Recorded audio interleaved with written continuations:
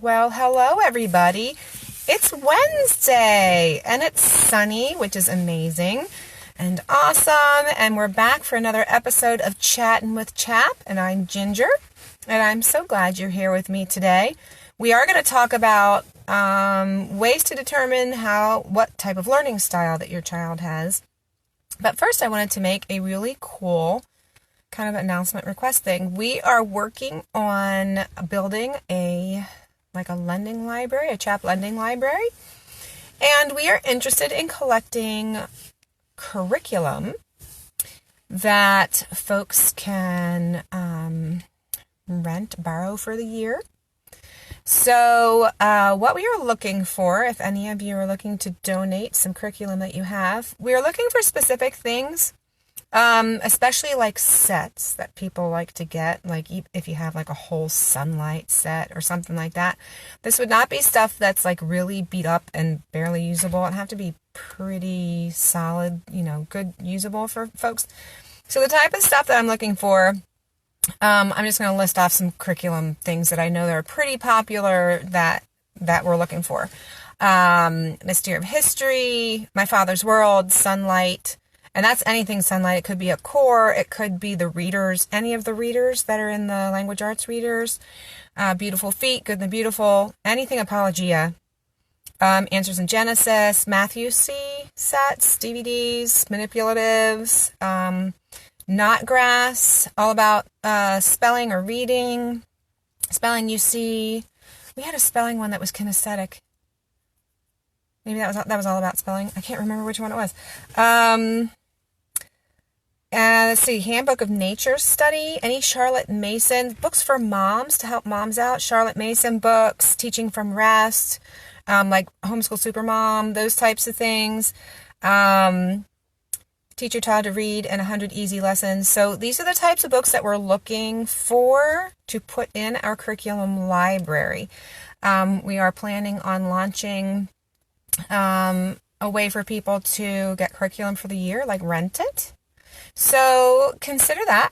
If you have any curriculum, you'd be sending it to us, and we would be getting it organized and let you know the details of that later. But we're in the getting it started phases. So if you know anybody who needs to get rid of curriculum, or you yourself are looking somewhere to get rid of stuff, you can email library@chaponline.com starting tomorrow. Or you can message us here on Facebook about it, and we'd be happy to share more information with you about that. So, learning styles. So, what is a learning style? So, we've talked about this before. Learning style is how any person on this planet learns. Everyone has a learning style. So, there's like 3 basic styles that is most recognized. So, it's auditory, you learn by listening. Visual, you learn by seeing, or kinesthetic, you learn by moving and touching. There's another one called read-write that's in some things that people include as a learning style, and that's do everything by reading and writing. So, so we had someone ask on one of the Chattin with Chaps, how do I know which one my child is? So, there's ways to have children tested. The issue is most of the tests out there are either auditory or visual in nature. There's really nothing for kinesthetic kids, unfortunately. So it's really a matter of observation, being an observant mom, knowing what to look for, recognizing how your kid functions.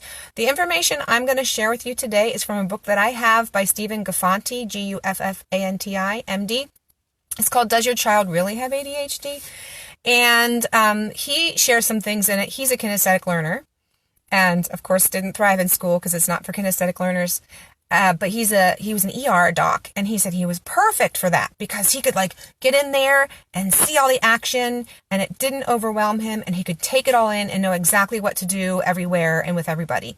So God made everybody different for a reason, because we need people like that who can go into those crazy emergency type or very busy, overwhelming type scenarios and be able to assess what needs done.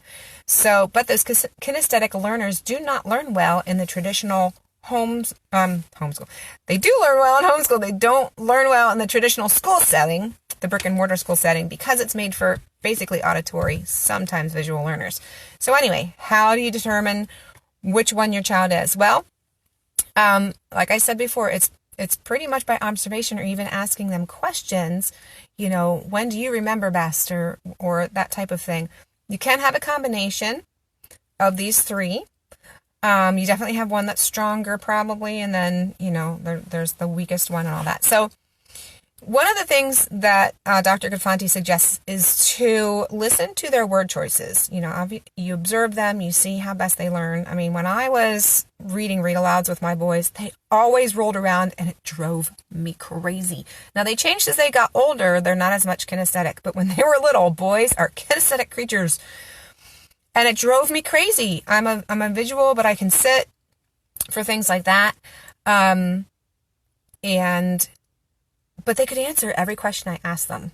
So I knew they were getting it. But for those of us who are not kinesthetic, it can be a little bit, but so listen to your children's word choices. So a kinesthetic might say something like, I'm with you, or let me have it, or I'm all over it. Like it's a movement, I'm doing it, just the way that they talk normally as they interact with you. An auditory person might say, oh, I hear you. Hey, listen to this, or I'm listening to you. Just they use listening type words. And then a visual person could say, oh, I see what you mean, right? I see what you mean. Or do you see what I mean? Hey, look, I want to tell you something. So the way we use words could point us to the way that we learn, point others to the way that we learn, because it's the way we're thinking. We're thinking in those ways. So that's something to consider. I had never thought about that before. He also even talked about clothing and environment preference as keys as to what learning style your child is. Kinesthetics. When I was little, I had this pillowcase that I loved and I would rub it. Like the feel of it was just awesome. It was very comforting to me, like kids who do the blankie thing. I had one who liked to rub her earlobe. So, feel of fabrics, doesn't really care what they look like, just the way, I like the way the shirt feels, I'm going to wear it every day, or, whatever, that type of thing, if they're all into the feel of things. Dr. Gafanti even mentioned, he hated the shower because it felt like nails to him. It was so strong. However, he didn't mind rolling across the ground over sticks and stones. So their life is about touch and feel and what things feel like. So if you're someone who's sensitive to that kind of stuff, you might have a kinesthetic learner. Auditory, background music, don't want it silent. They aren't particularly concerned about looks, but someone's tone of voice would really affect them. So if you were stern, they might break down in tears, or if you're really gentle, then they continue on with the lesson and they're doing okay and that sort of thing.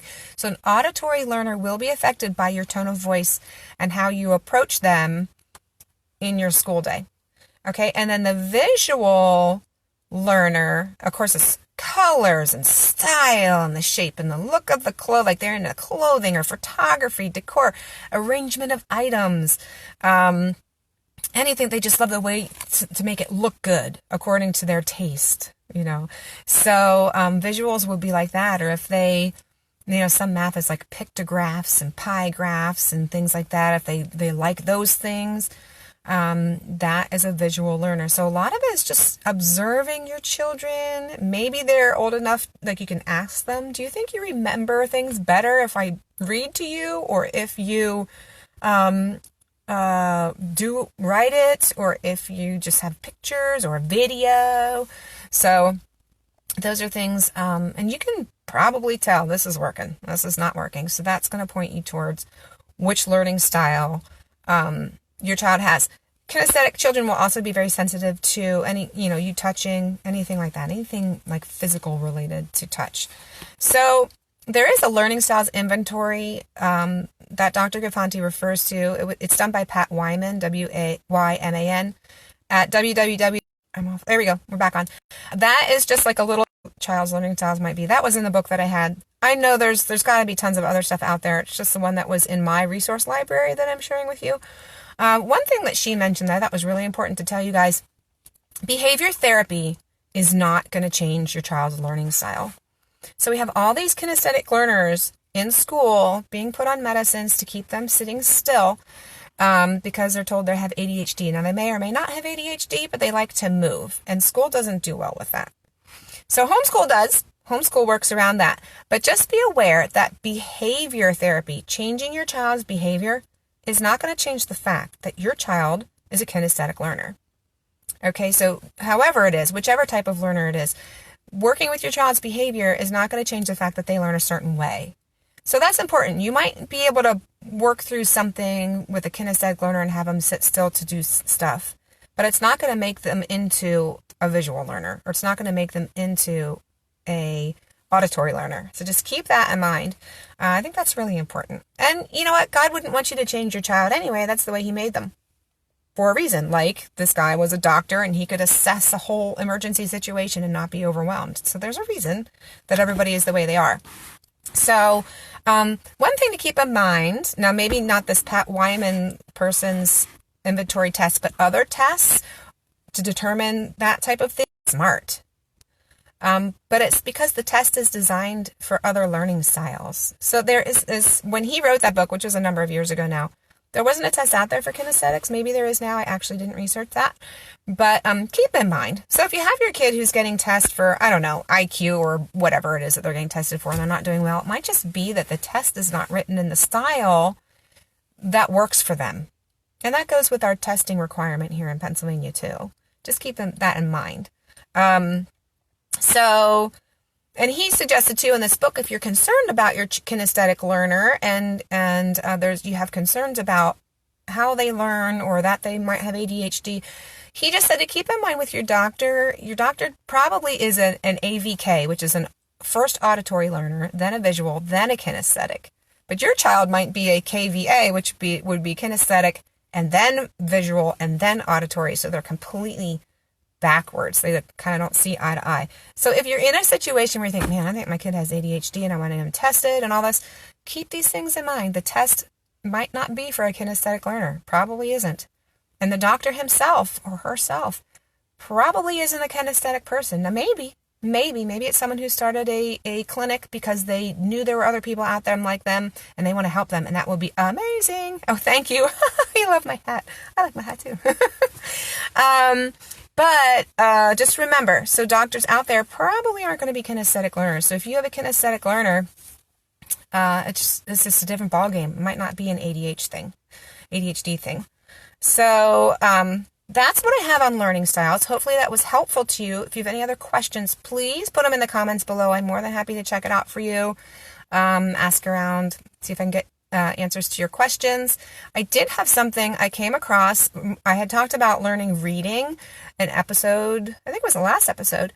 So I wanted to share with you guys some more information that I learned about reading that I thought was very fascinating. There is more to reading development than having good eyesight. You know how we do the 20/20 vision thing? And that's kind of silly because the vision is from 20 feet away and no one reads a book from way out there unless you're 55 and you don't have readers. But, we read here. And that's not what how the vision test is done when you go to get your eyes checked, right? So that's part of it. But learning to read is not just vision. It's being able to track. It's good hand-eye coordination. It's peripheral vision, like reading ahead kind of a thing. The ability to distinguish your B's and D's and your P's and Q's. There's other things like that. And you know what? You know what prepares kids for that? Outside play. Outside play, getting your kids outside and doing sports or anything where they're like building forts or out there being active and you're learning that hand-eye coordination stuff. So valuable in learning how to read. And our society has become more and more indoors. Well, get your kiddos out there, get them out there doing, they don't have to do organized sports, but maybe try and catch balls in the yard or bounce a basketball back and forth or anything that gets them, noticing peripheral, doing hand-eye coordination things, skills like that, motor skills type things. That's going to help them with their reading. So if you find that your kid's really struggling and you're not an active outside kind of a person, maybe that's the kind of stuff you might want to check into getting into, and maybe that'll help your child along with their reading. So I thought that was really amazing. Active play is really helpful for learning how to read. So awesome information. I love it.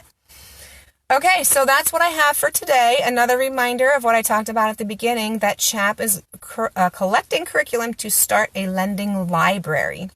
So I had talked about curriculum sets in good condition that are popular, that people would really want to have, Matthew Sees the Sunlight, the Mystery of History, the My Father's World, that kind of thing. We are going to start a email address, library@chaponline.com. That'll be available starting tomorrow. You can message us here on Facebook if you want to ask us questions about it, and how to drop off and ship and all that kind of stuff to donate your items if you have items to donate. Once we have it all organized and up and running, we will make a grand announcement. But we're getting started and we're super excited about that. So thank you for walking this homeschool journey with us, and I hope that your week is going amazingly. Oh, hi, Patty. Yay. Yeah, it totally is. Hand-eye coordination is really important for reading. So good stuff to know. Be outside. Be out there with your chickens. Playing with your kiddos. So, have a great rest of your week, everybody. I will be back next week. If you have anything that you want me to talk about here on Chat with Chap, please let me know in the comments. I would love to talk about what interests you. I do have some other topics that I can talk about, though, if no one posts anything, and we'll just keep moving along. So have a great rest of your January week. Hug your babies close. Keep teaching them about Jesus. And I'm so glad you tuned in with me today. We'll see you later. Bye-bye.